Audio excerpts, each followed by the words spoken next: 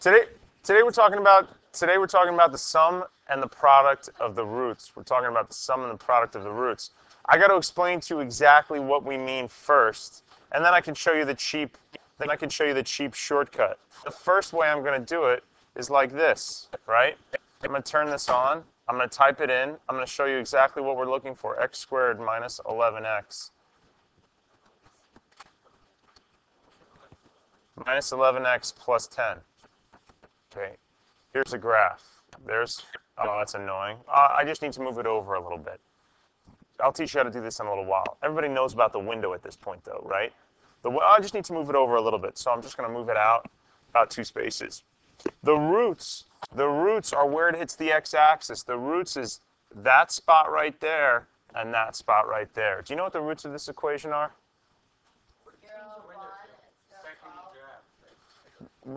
Well, hold on one second. The roots aren't a coordinate. The question is of the numbers that you just gave me, which one is the root? Close. 1 and 10. 1 and 10, right? Right? The root is 1 and the root is 10, right? So what's the sum of those roots? And what's the product? Oh, okay. All right. It's kind of almost me saying, like, remember when we used to factor and I used to write the word sum right here and the word product? The reason that we do that is because it helps you find the roots. It helps you factor. Like, give me 2 numbers who multiply to be 10 but add to be negative 11. Yeah, negative 10 and negative 1. You see, it helps us factor. I do it all the time with my 9th grade class. We write down sum, we write down product. And then from here, you set both of these equal. We're going to use the property of 0, the fact that anything multiplied by 0 is 0, and solve for each one of these parentheses, right? Add 10, cross it off. There's my root. Here's my other root.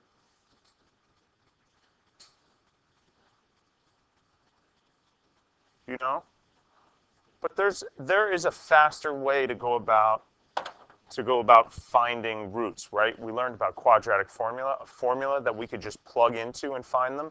In fact, you can program a calculator or actually any kind of, computer with a bit of code in the quadratic formula, and then it just asks you for A, B, and C. Yeah? You could use completing the square. We could look at a picture. Here's our roots. What's the sum of these roots? 11. What's the product?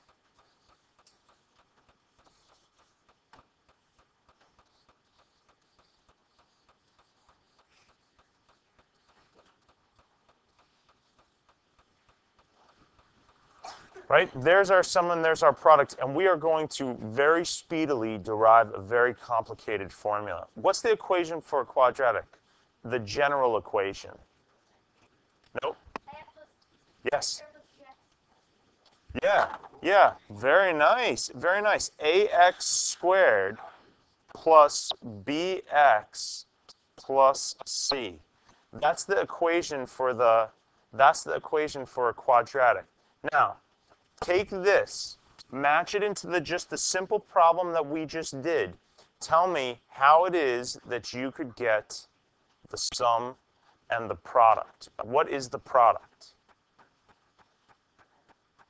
No. Take a look. Take a look. Take a look at these numbers. Yeah, the product is C. In fact, when there's a number in front, it turns out the product is C over A. We're going to talk about that. You see it? You'll always be able to find it, but this is just a real simple example. Now take a look. How about the sum?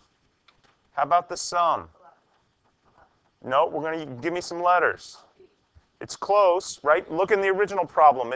It's negative 11. Look what our sum turned out to be. Yeah. In fact, the sum, just because, like when we start to throw numbers in front of x squared, the sum is going to be negative b over a. Okay? And that's the whole story that we have for today. We're just going to practice this. Right? But we derived it out. Oh, you guys are so smart. All right.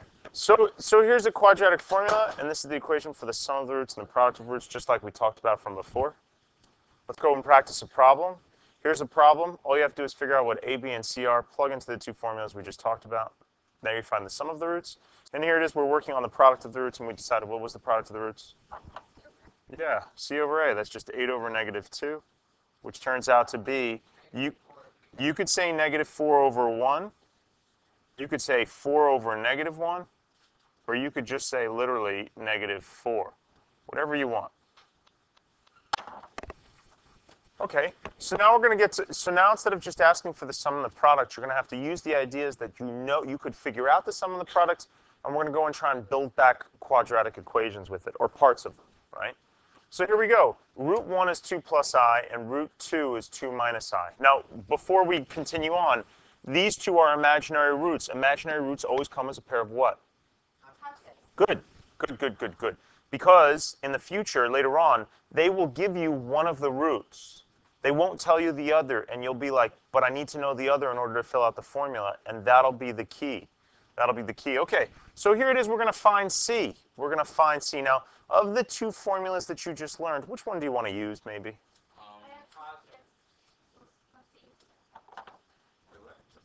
Kind of. But I mean, like, of the two formulas that we just learned, the sum of the roots formula and the product of the roots formula, which one has the letter that you need in this particular problem? The product. So the product of the roots, right?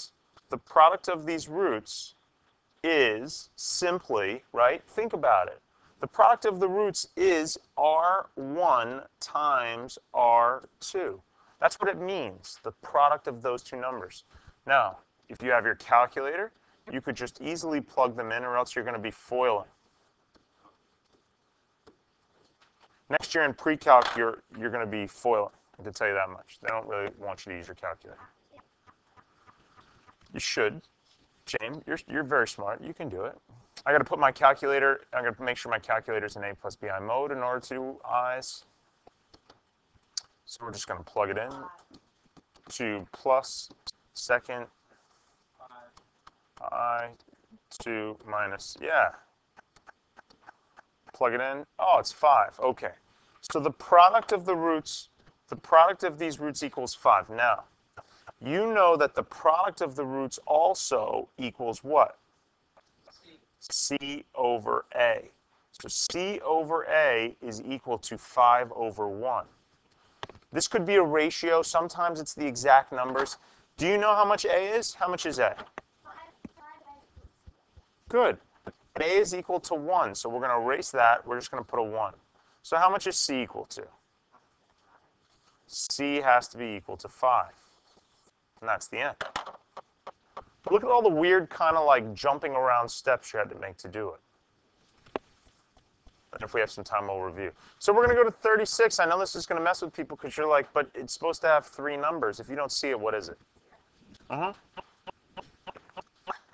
This is the same thing as us saying x squared plus 0x minus 17.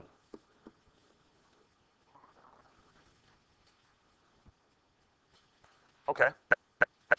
So 36, what's 36 wants? We want to know how much is the product? How much is the product? The product of the roots is what formula?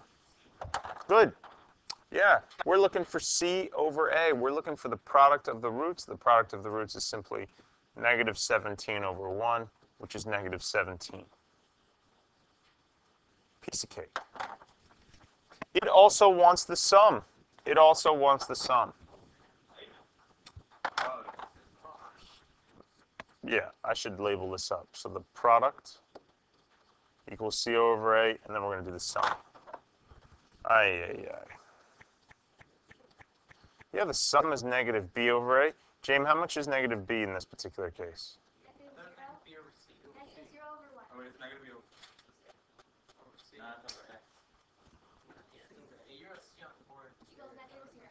When? All right, guys, lots of stuff missing. You don't have B. You don't have the second root. What are we going to do? No. That's only if they're imaginary. Okay? You just gotta, I don't know, deal with the hand that you're dealt, right? Look what we got. We don't have very much. Maybe we can do something with it. We don't have b. So is there anything else that we could work with? Shoot. Nate? Good. Hold on. Hold on one sec. Hold on one sec. Let's write that down. The product of the roots is definitely equal to 12 over 1. And so that's 12. Nate, where else are you going to go with it? Very nice. And R1 times R2 is going to be equal to 12. You don't know how much that second root is. You don't. You have no idea what R2 is.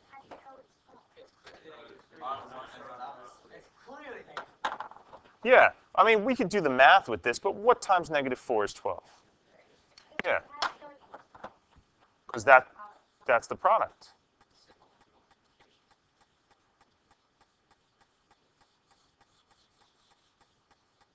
Like, in other words, Jamie, don't keep all of these ideas isolated and separate in your mind.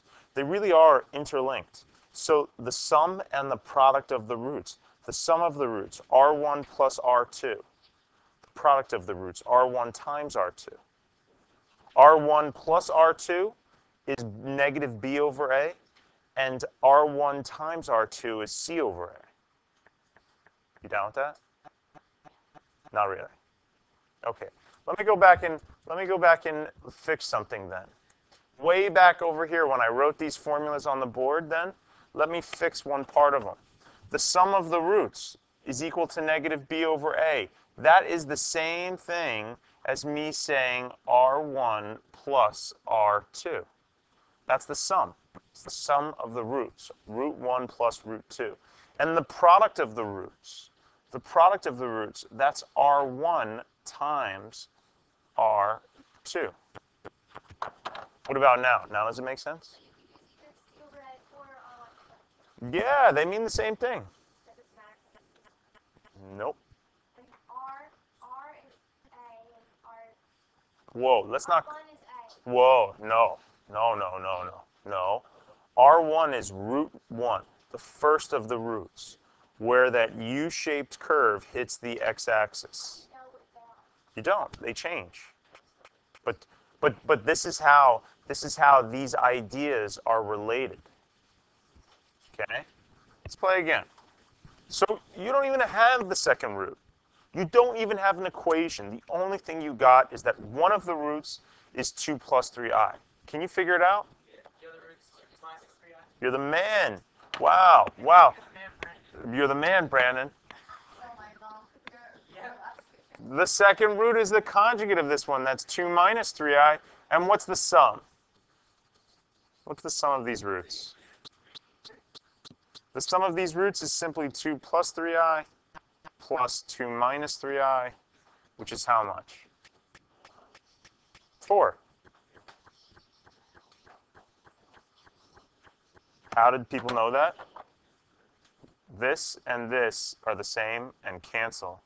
And you're only left with p plus 2 being 4. I don't know.